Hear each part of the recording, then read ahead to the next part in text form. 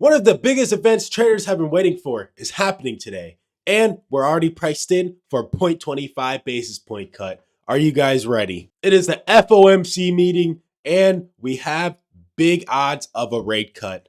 We have a 96.1% chance of a 0.25 basis point cut and a 3.9% of a 50 basis point cut. With that being said, a lot of people are going to be waiting and seeing what's going to happen for the future rate cuts for October and December. So stay tuned for that. But overall, man, we do have the FOMC, and that is going to be big today at 2 p.m., which is basically like 2 hours before market opens to help you kind of estimate the time wherever you guys are. And then 30 minutes afterwards, we're going to have Jerome come out, and this is like an hour and a half before market closes. But the FOMC meeting is coming in, and people are pricing in a 0.25 basis point cut, as we can see, bringing the rate down to 4.25%. Like I said before, we have low odds of a 50 basis point cut. And if we actually get that, magically, the markets will go parabolic to the upside. The markets have already priced in that 0.25 basis point cut. And one thing on people's radar is how many rate cuts we will get. And if we get more rate cuts confirmed, it can look good for the stock market overall. But if we only get like that 25 basis point cut and he comes out and he says like no more rate cuts or anything like that, that can potentially bring markets down too, bringing down the market certainty in general. So looking at the past rate cuts, we can see the markets did not react too well to rate cuts in the past. In the short term, longer term, it looks a little bit better. We are green 100% of the time a year after the rate cut. But in the short term, it doesn't really look good. And honestly, we see a lot of bearish momentum coming into the market. First link in the description below, I have a bunch of courses to help you guys become more profitable. So go check out these courses. With that code down below, you guys can get 50% off. And the courses are already relatively cheap. So we might even indeed see some bearish momentum come into the market. We did have a decent sell-off yesterday, and they kind of just consolidate, and we consolidated and we sold off. And honestly, man, today we might have another big sell-off coming into the market, maybe filling these gaps back downwards. And or, we still have a few hours before that FOMC meeting. So you might see some big volatility into the market. We might go up, we might go down. We never know, man. You never know. But I'm going to be giving you guys price targets for both sides. But just keep all of this on your mind and on your radar overall for the market and just how people react. Nowadays, man, we've been seeing this pretty often where people just buy the gaps back upwards, even when we dip. So honestly, man, we might have a bigger sell-off and then probably just buy the gaps back upwards. So even if we do sell off, this can give us good opportunities to get back up in the short term, like big sell-off, buy back new highs, big sell-off, buy back new highs, big sell-off, buy back new highs. We have been selling off a little bit more often, except for like the anticipation to the rate cuts. But honestly, you might just have another big sell off and then just people buy it back. We've just been seeing this too often. And honestly, don't get too scared if you do see a sell off. Just get into some put options. And then when you see it recover, some good candlesticks going to the upside. When you see that bottom, you can get back in. Like I mentioned in my other videos, we do see a Fed cut at all-time highs because we're technically still at all-time highs within 2%.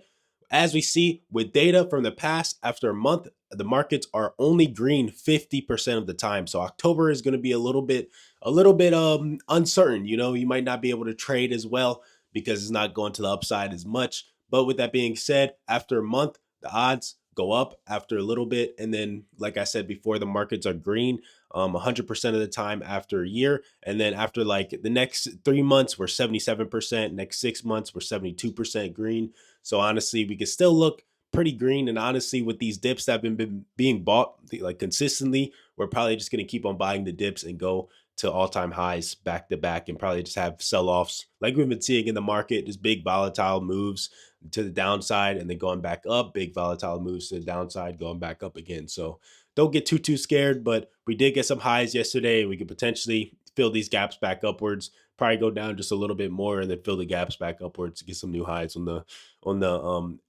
S&P 500 overall. One thing that I do also mention in my other videos is a triple witching this Friday. So keep this on your radar too. This is pretty bearish for the markets. And honestly, we normally green like 28% of the time the first week getting into it. But if you guys don't know what a triple witching is, basically at the same time, we see stock options, stock futures expiring on the same day. And normally it happens every 3 months.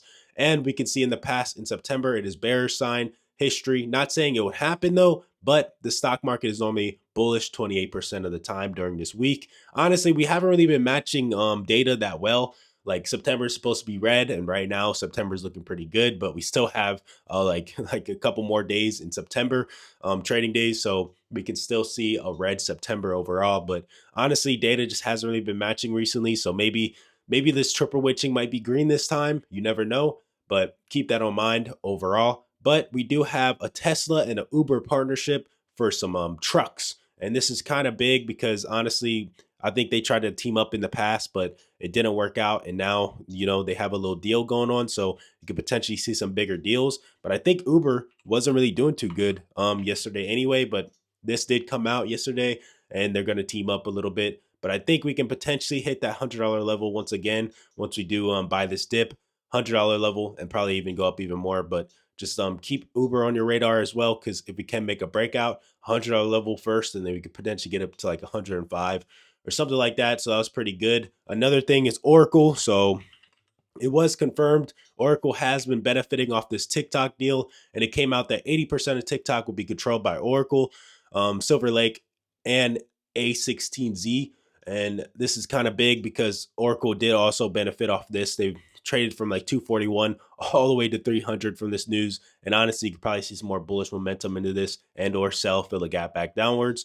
But I think they're going to be talking about it more on Friday to get a confirmed deal. But I think they also postponed it too. So keep this in mind overall. NASDAQ ended its 9-day green streak as well. So honestly, that's not good overall. But the FOMC is going to be big today. And I just want to say, man, I'm going to be posting plays. I'm going to be posting the news early. And I'm going to be summarizing the Fed minutes very, very quick. Try to get it quicker than anybody else. So follow me on X if you guys want to know these news, know everything that's going on with the FOMC and some plays that I am making based on this. I'm also going to be announcing some potential plays that we're going to be making. That's what this video is for. But with that being said, man, let's look at the crypto heat map for a second, because the thing about Fed cuts is that, with the percentages going down, that means people have more money to borrow. So you can see like MSTR, Michael, he loves to borrow money and then basically invest into Bitcoin and then some other companies. But at the same time, your savings account percentage goes down. So people are going to be putting their money more into crypto and stocks. So right now, crypto isn't really moving too much.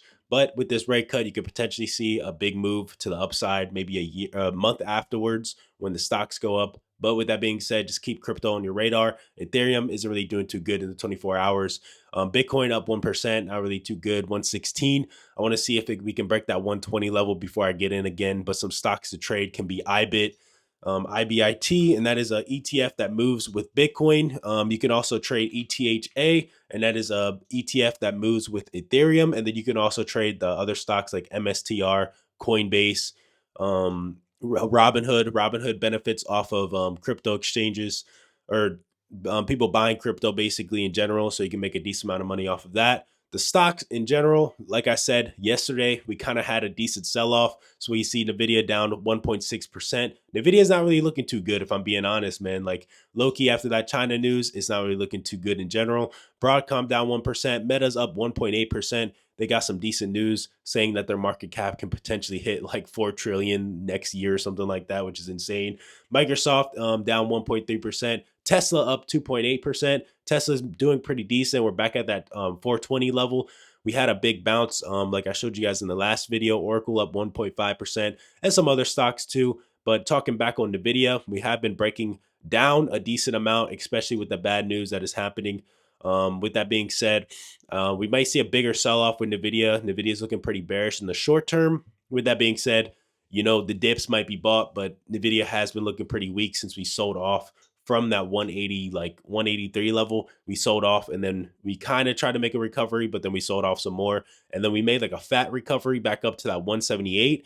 And then now we've just been consolidating, and then now we're kind of breaking back down. So first level that I want to watch is that 171.5. And then if we break down to that, we have like a decent bounce off of that. But if we break down some more, I'm going to be looking at 170 flat, and then all the way down to like 160, 166.5, and then 164, and then potentially 160. But if we do start making a comeback, look at that 174.5, 175, 176.5, 178.5, and that 180 level next. If we can break above that 180, look at 181.5, 183, and then 185 next for NVIDIA. But honestly, just have your patience with NVIDIA. Just wait until you see it start cracking a little bit. And honestly, you can make a decent amount of money off of that. Next one is going to be Boeing, because Boeing has been breaking down a decent amount like since they got that bad news. I forgot what it was. I think it was like a bad plane or something like that.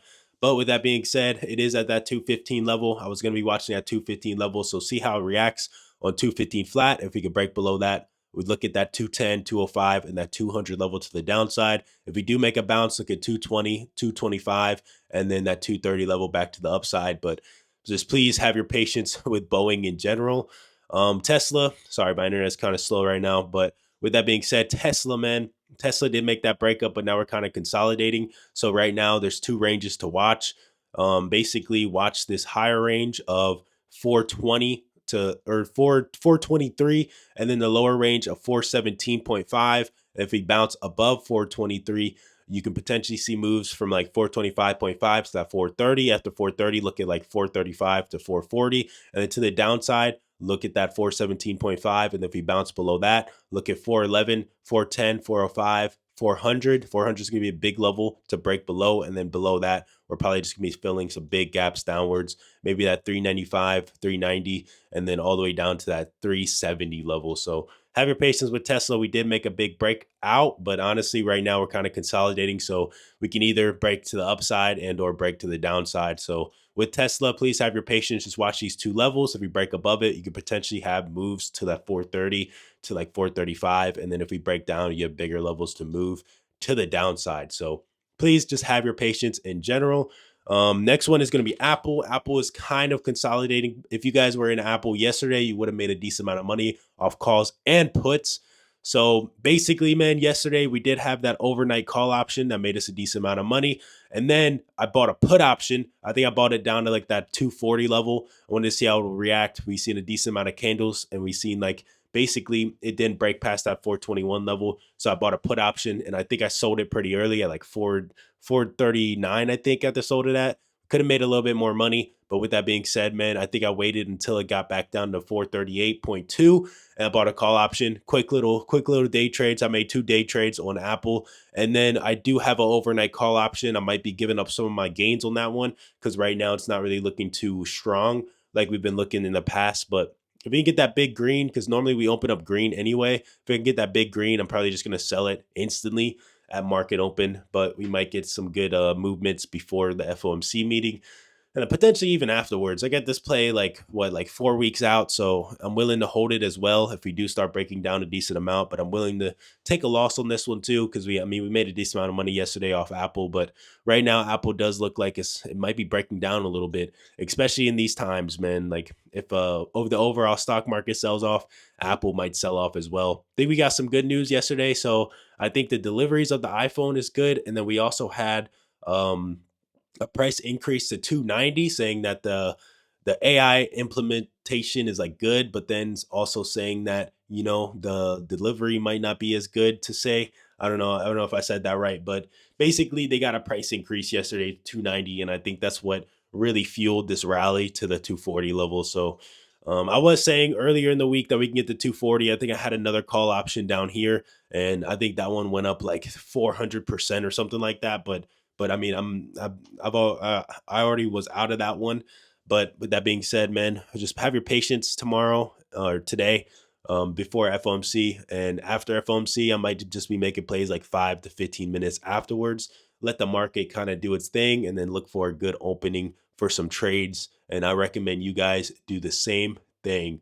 But 241 is going to be a big level to break to the upside, and the 236 is a big level to break to the downside. If we can see 236 get broken, we could potentially see some more downward momentum. And then 241, if we can somehow get back up to 241, we could see this level get broken and potentially get to like 245 or something like that. So keep that on your radar for Apple. And then last but not least, let's talk about Google a little bit, just because they've been making some good things, man. Google, I think they got the 3 trillion market cap, and they're just moving pretty parabolic still. With that being said, pre-market, they're moving pretty well. And honestly, you can look at the highs from yesterday. So just look at like 255. You can break above 255. You can potentially look a little bit more bullish and potentially move to like 258 to 260.